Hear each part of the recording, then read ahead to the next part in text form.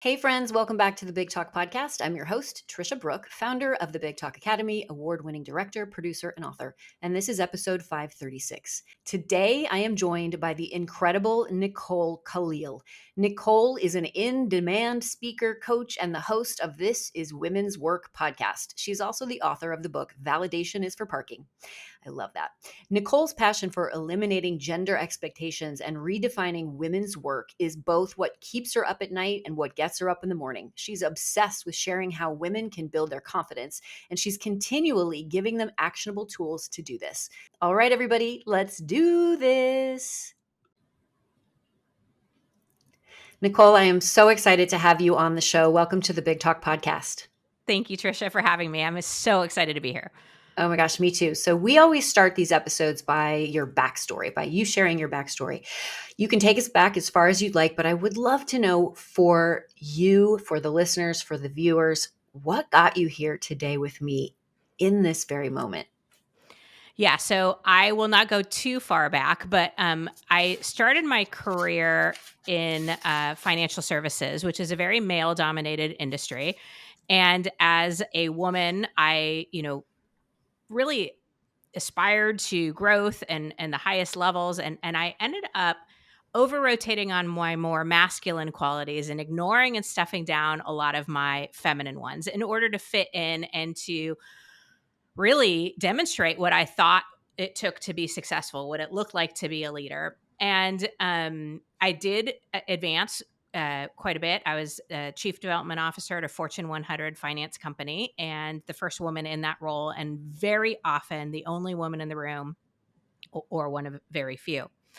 And I often reference the moment where I got that promotion because a woman in my training department leaned over to me and said, "I wish I had your confidence."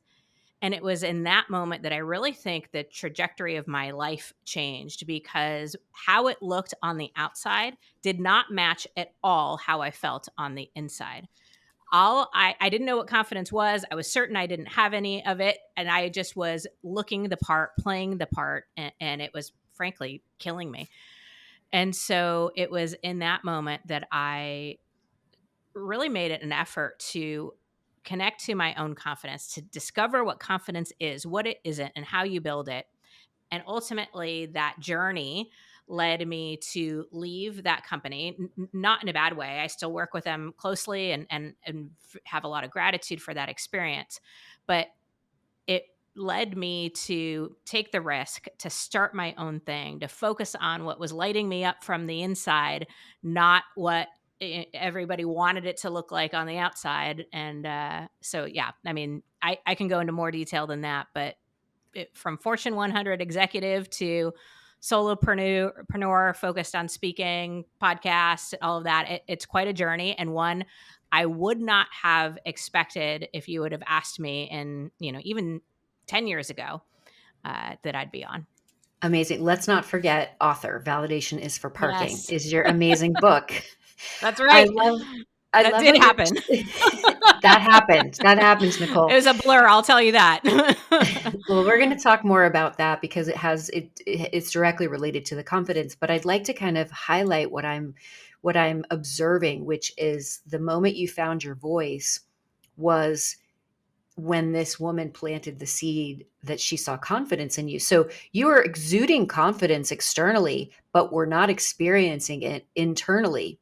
And that moment was a light bulb that turned on for you so that you could then start to figure out what that internal confidence was, where to get it, and how to maintain it. I'd love for you to kind of talk more about that in relationship to your voice. Yeah. So, I mean, I think I was always communicating. I think somebody would have always said she has a voice. This idea that I found or developed a voice, it doesn't feel totally accurate. But what I think is more accurate is that I connected to it.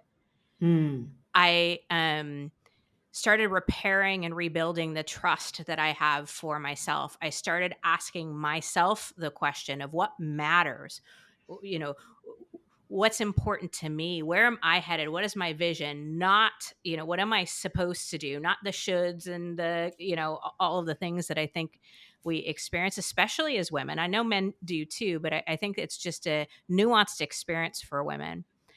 Um, and so, I think confidence is firm and bold trust in self. And it's been a journey, again, repairing and restoring that confidence, and one I'm thrilled to be on. I love it. Can you define trust and boldness in self for us? Yeah. So I geeked out and went to the etymology of the word confidence because I was like, I don't even know what we're talking about here. And in the Latin, and then it got picked up by the Middle English and then translated into a bunch of different languages, you find that the word means trust, faith, belief. And even if you think about the iterations of the word, confidant is the friend we trust dearly and greatly. Confidential, meaning keep, trust that you'll keep information private. Or even a con artist, like the confidence, or the confidence con is what I call it. But a con artist is not somebody who just steals from you. They first gain your trust and then, do the con. So the point is that I think we are getting mixed and false messages everywhere we look that confidence is something different than what it is. So my working definition of what it means to trust yourself firmly and boldly is when you know who you are, own who you're not, and choose to embrace all of it, thereby embracing all of you. So there's I an love that. Will you say that again for our listeners, Nicole? absolutely confidence is when you know who you are, own who you're not, and choose to embrace all of it. And so there's this measure of self awareness, self appreciation, but also acknowledgement of what you're not meant for. I'm not meant for this. This or thing or this person might not be meant for me. And it sort of flies in the face of what I think a lot of us think nowadays is that we're supposed to be it all, have it all, do it all, look good while doing it, and somehow make it all look effortless. We're supposed to be everything to everyone all the time, and it's freaking exhausting and not maintainable, not feasible. And so I really wanted this element of owning what we're not, and then really the opportunity that's available to all of us to embrace all I of it. love it's so powerful. And what I love about this mantra, if you will, is that it has nothing to do with anybody else.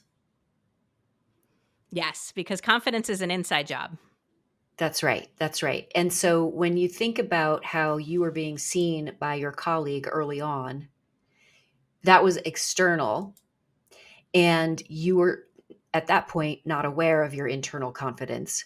But when you have that internal confidence, the external is automatic and a byproduct. I'm certain of that, correct?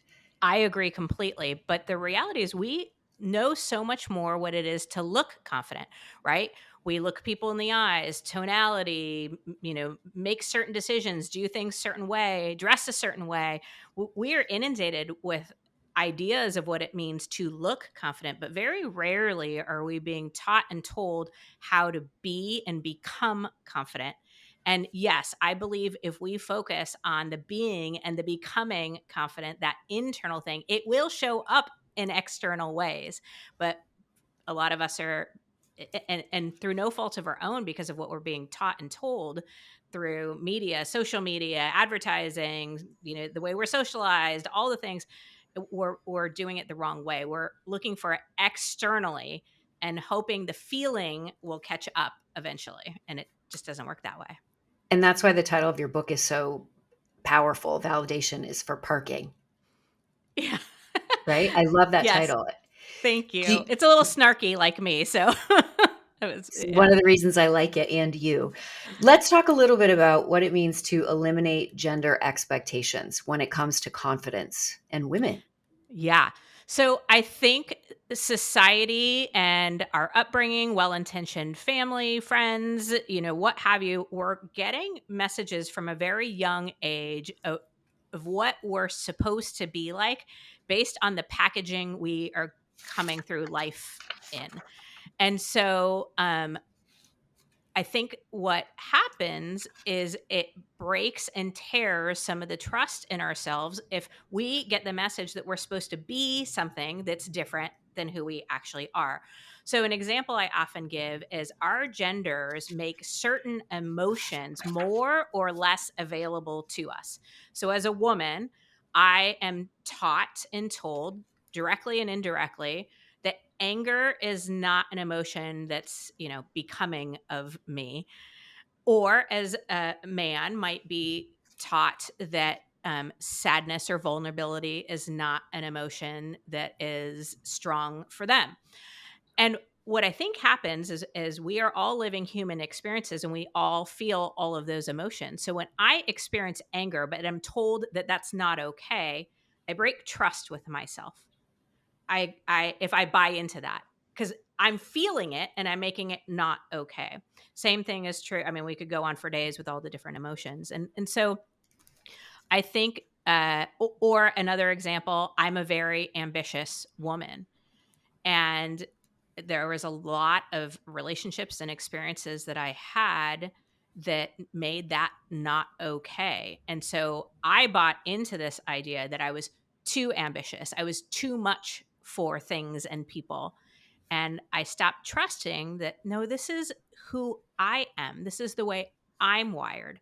I am married and I have a child, but for a very long time, I wasn't sure that that was something that I desired. And that was uncomfortable. That made me feel wrong, different, or weird.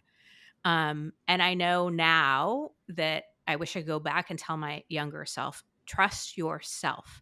You know, deep down, there's an inner knowing that this is or isn't meant for you. And also that all of my feelings are okay. I often say it's okay to have your feelings. Your feelings shouldn't have you, right? Your feelings shouldn't be in the driver's seat, but we need to experience our experiences. And I think that's an important part of living an authentic life. I think you're so right, and that inner knowing plays such a huge role in this, and going back to that big question, what actually matters to me Hmm. and not what I think I'm supposed to be doing. And I think what I love about what you're teaching and how you support your clients and your community is that you can teach confidence, because if it's a skill that you've never mastered and you're kind of meandering around, once you do master it, oh my gosh, so much more becomes available to you. Absolutely. I mean, there are ways that we can build and establish trust with other people. So, of course, there are ways that we can build and establish trust within ourselves. Action being one of the great confidence builders. But what you said earlier that I want to reiterate, I think we live in a world today where we often are being told action for the sake of action, busyness at all costs, right? And that's not what I'm talking about here. I'm talking about action in the direction towards what matters to you, even if it's different than what matters to someone else. So I identify 5 confidence builders in my book, but action is the biggest one. But a little point of clarification, action towards what matters to you. I love that. Action towards what matters to you. What are the other four? Confidence builders. So Yeah. action is the first. Failure is the second. I know that's surprising to most people, but trust is easy to have when everything's going according to plan, when you're winning, when you're achieving. Yeah. Real deep, intimate, lasting trust often gets built during our toughest times. And so Mm, whether it's failure, fear, doubt, making mistakes, all those, icky, kind of messy feelings, those are real opportunities for confidence building. The third confidence builder is giving ourselves grace on the journey. So, the way we talk to ourselves about ourselves really matters. So, this is basically communicating to yourself the way you would anyone else that you love, giving yourself that grace and gentleness on the journey.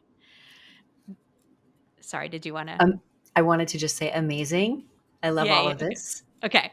The fourth confidence builder is choosing confidence. And I know that sounds sort of funny, but I wanted to distinguish confidence as a choice versus a feeling. I think so many of us believe that confidence is a feeling we either have or we don't, or we're born with or born without, or we woke up this morning feeling or didn't. And confidence is a choice, which is such great news because that means we can choose at any time we want. There's an expression that I heard a lot in business, fake it till you make it. I know this might sound like semantics, but I've changed it to choose it until you become it.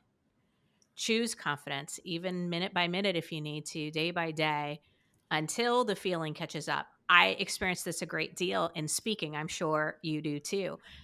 We all feel nervous before we walk on stage. We all have days where we feel a little off or we're not totally confident. It's a new audience. We're trying something new. What a great opportunity in those moments to choose confidence. Choose it until the feeling catches up. I love it. Yay. Number Okay. 5. The fifth one is building internal trust, building confidence internally. So it's basically all the trust building things that you can do with yourself. So I'll give an example.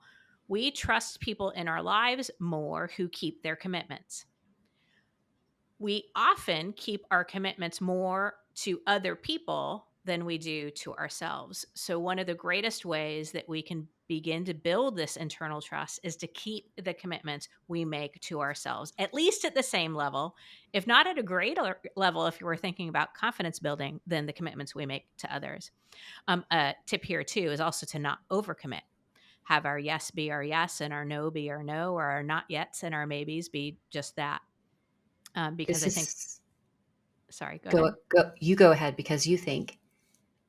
Yeah, I just think, we live in a world, again, that asks us for a lot, and we end up saying defaulting to yes a lot, and then we are overcommitted, and what typically falls by the wayside are those commitments we make to ourself. Things like taking care of our physical self, working out, eating healthy, spending time outside, travel, anything that falls in that self care category, those tend to just get pushed aside.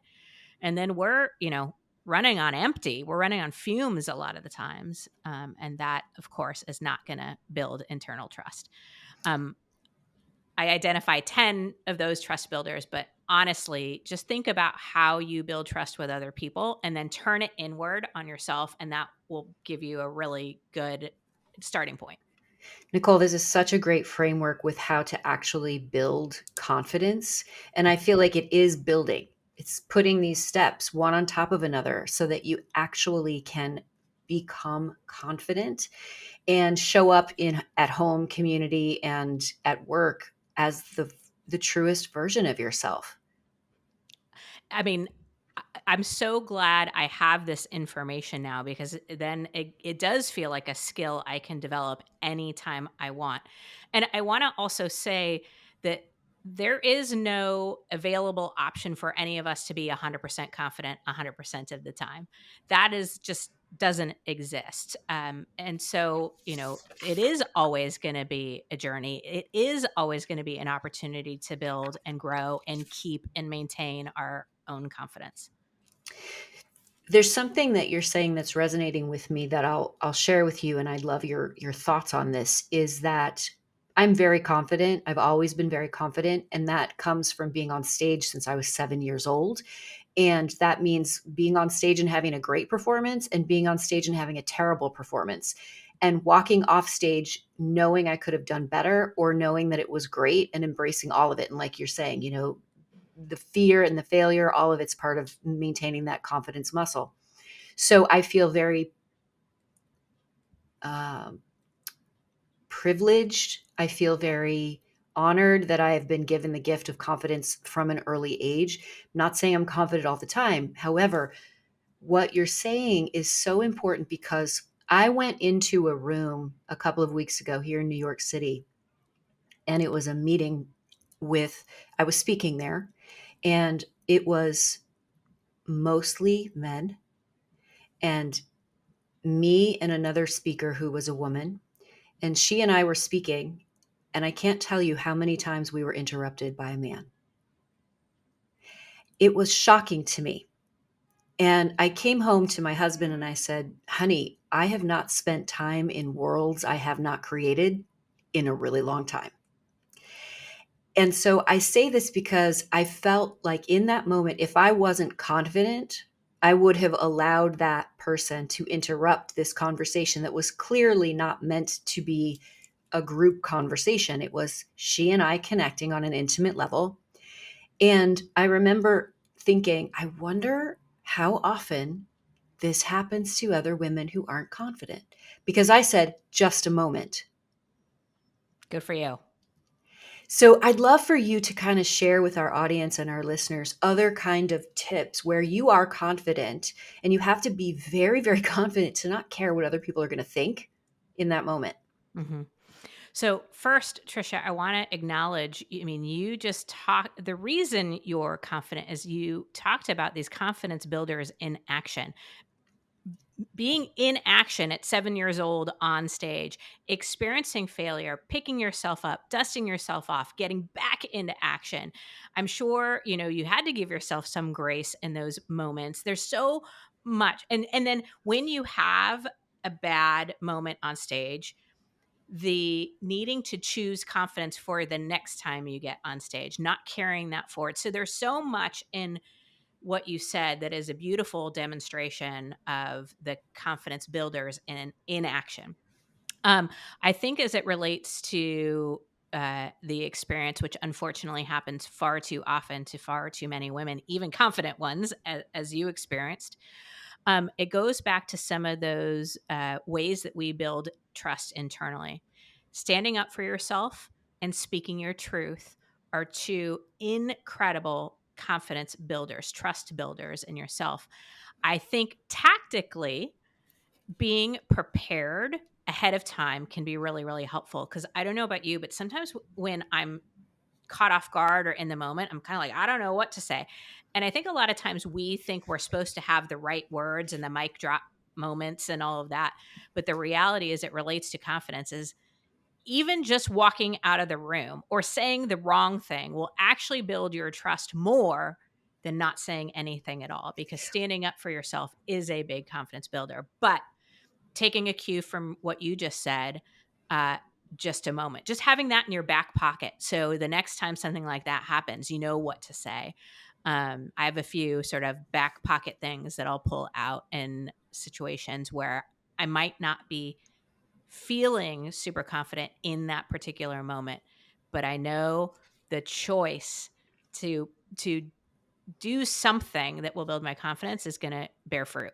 So, so good. Thank you for that reflection, Nicole. And I think just a moment. Thank you. I look forward to speaking with you after I'm done here. I appreciate your attention. I look forward to talking later. All of the back pocket phrases is so important because it is very easy to get rattled 100%. and to have your confidence wane. So I love that you're giving people an opportunity to learn from you inside of your book. Validation is for parking. I love that you've got a very clear system that people can follow in order to build their confidence muscle. And I think it's so important. And you said something about speaking your truth no matter what. Mhm. I think that that's so, so valuable. And that's what we teach here at the Big Talk, obviously, is to speak your truth from the stage. And building confidence is such a huge part of what all of our community members need to be reminded of. So I so appreciate your time with us today on the Big Talk. Oh my gosh, my absolute pleasure. Thank you. You're welcome. Are you ready for some fast talk? I'm ready. All right. Nicole, what's your favorite book? A Man Called Ove. My dog is literally named Ove because of it. Amazing. Who's your favorite speaker and why?